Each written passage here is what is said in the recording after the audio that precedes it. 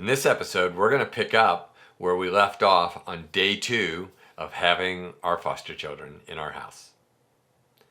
So, day 2 rolls around and we wake up in the morning. Our girls wake up and we said, hey, let's go down and have some breakfast. The good news is this was right around Christmas time, and so we were all on, or my wife was on winter break because she's a teacher, and so the kids were home, and so this was a little different because everybody was home, and so I had taken a couple days off, and so we went downstairs and said, what would you like for breakfast? And so they went through the cabinets and went through the pantry, and guess what happened? More items got added to the grocery list, which really made Katie and I extremely happy because we were glad to see that they knew that they could just ask for something that they wanted, and we would take care of that. And so we had breakfast, and then we started talking about clothes, and Katie arranged to go shopping. We weren't going to wait for a voucher. I've talked about this in other videos, but we were just going to buy some clothes, and if we got reimbursed, we got reimbursed, and if we didn't, we didn't, and that was just it. And so we were talking about where are we going to go and what they need, and one of them said that, how embarrassing is this? One of them said, all my bras are too small, and so, bra shopping, and again, they were 11, and so all of those wonderful things that come with that. So, Katie started planning that, but here's the next thing that happened. So in our state, within 48 hours, you have to take them to the doctor for a well check. And so Katie scheduled that, and then within 2 weeks, you have to have a full physical done. So this is, I'm just going to tell you, this is foster care at its best. So within 48 hours, you have to have a well check. So you got to go to the doctor, and basically they're going to look them over and make sure that they're not malnutrition. There's no malnutrition, that they don't have sores or open cuts, or they don't have something that needs to be addressed at that moment. But then within 2 weeks, we had to take them to the doctor to have a full physical done, basically a full checkup done. And so at that point, if they need immunizations and things of that nature, they would do that at that point. And so you would think, well, why can't we just do it all on the first one? It doesn't work that way. Just understand that there's a lot of things that aren't going to make sense. Just go with it, because if you fight it, you're just going to make yourself miserable. I'm telling you right now, just roll with the punches. So Katie set the doctor's appointment. Now, the good news is our pediatricians took Medicaid, and so that was good, because that's what the girls' insurance were, because they're through the government, right? But your primary doctor, your primary pediatrician may not take that, and so that's where you're going to have to reach out to your network and say, hey, who takes this, and get that information. So we scheduled doctor's appointments, and then we had to schedule a dentist and the eye doctor at the same time, and that all has to be done within the first 30 days. But my wife's an overachiever, so she scheduled all those appointments before everybody went back to school. And because the kids were going to change schools, then Katie also started registering them for school in our school district. The ironic part is they were already in our school district, but we're in a very, very large school district, and so it's a totally different building. So you still had to go through the whole registry process to move them from building to building, and so on. So there's a lot that has to be done. The next thing that we did that day is we started establishing what our routine is. And I think this is really important, is to help your foster children know, what does a day look like in your home? We're very, very busy. All of our kids were in travel sports, and so we run 1,000 miles an hour, and so we had to help them understand what time do we get up, what time do they go to school, what time will they get home from school, what do we do after school, when do they do homework, when do we eat, so on and so on and so on. And that's really important to help your children, your foster children, understand what the structure is so that they can prepare themselves knowing the next day when they wake up, this is what we're going to do. And having a routine, a structured routine, will make your life so much easier. Now, again, if you have kids in sports, you know, well, Ryan, that's sort of hard. It is, but practices are typically the same time every day or every week, right? So you know a lot of things.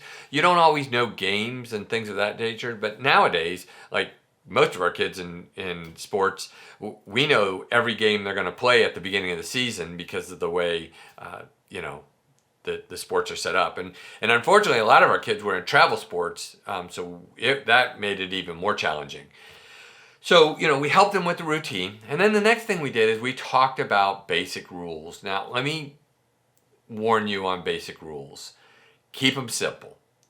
Don't make it complicated. Don't talk about consequences.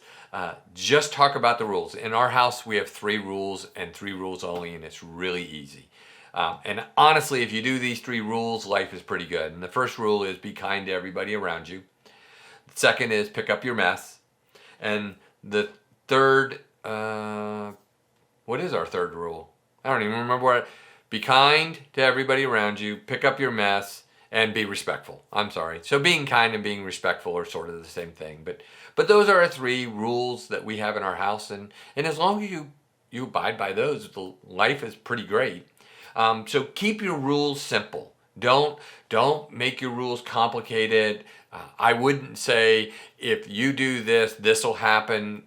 That will probably create a trigger that you do not want to deal with at that moment. So just understand how that is. Now, here's what I can tell you. Typically, the second day, your foster children are going to feel very lively. They're going to be very engaged. They're going to be very active, and they're going to want to know everything. And part of it is that they've had a little bit of time to process, and now they want to find out more and more and more. And you're probably going to be like, woo, this is easy. Understand, this is the honeymoon. You have to remember, they're still scared to death of you. They're afraid of you to some degree. And many children will never show you, but they're afraid of you. And so the first 2 weeks of a new placement, your 100% of your job is to build a relationship with these children.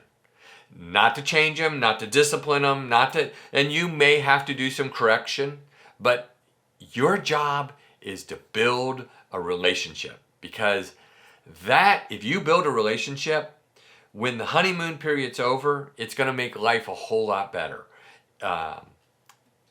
Just know that first 2 weeks, it's relationship. Don't worry too much about redirecting and correcting. Understand that there are a lot of things that are going to have been acceptable probably in their home that won't be acceptable in your home. And so minor corrections, you can say things like, we don't do that in our home. That's okay. But if they take a toy from one of your other children, I know your reaction's going to be to want to just correct it. Just take a step back, take a moment, and remember all the trauma that they had just gone through. And your bio children are probably going to struggle that first 2 weeks because it's going to feel like the world is really lopsided, and it is. Don't put too much pressure on these children that have literally just been ripped away from their world and thrown into your world. And keep that in the back of your mind, and that will help you with this. And so day number 2 is all about, making all those appointments and getting everything ready that you have to get ready.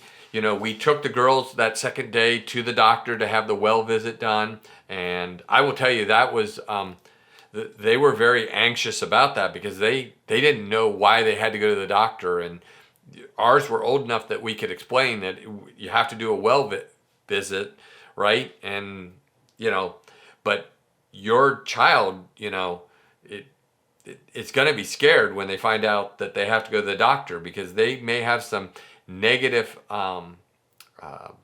memories of going to the doctor. And so just know that's going to be, there's going to be some challenges. So again, that second day, you're going to have to get them to the doctor, and you're going to have to make all those appointments, but just build relationship, do whatever you can. And the third day is the same thing. The fourth day is the same thing. And, you know, minor corrections, minor corrections.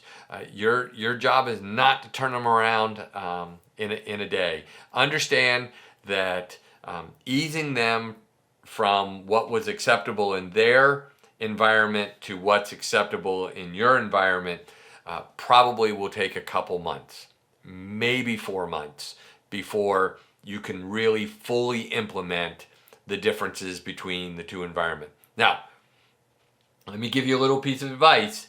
Don't ever put down that environment because by putting down in that environment, you're actually putting them down. That is a direct reflection of them, and it's very difficult as a foster parent to, you know, we don't do stuff like that in our, my suggestion is when, you know, if they're a little bit older and they can understand, I would say 3 and above, you can say, hey, we don't do that here. And that's all you have to say is, we don't do that here. You're not doing that. Be careful about applying consequences. Redirect with love, be very careful about not applying consequences to it, because again, they don't trust you.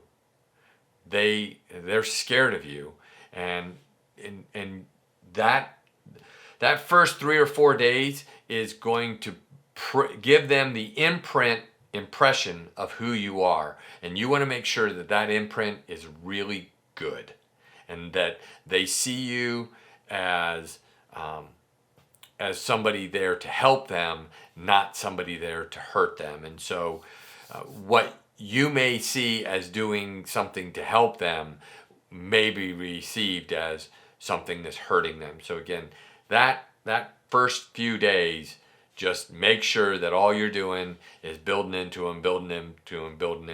So that's the end of day 2. In the next video, I'm going to talk about that first full week from this point forward. So tune in to the next video as I talk about day 3 through day 7.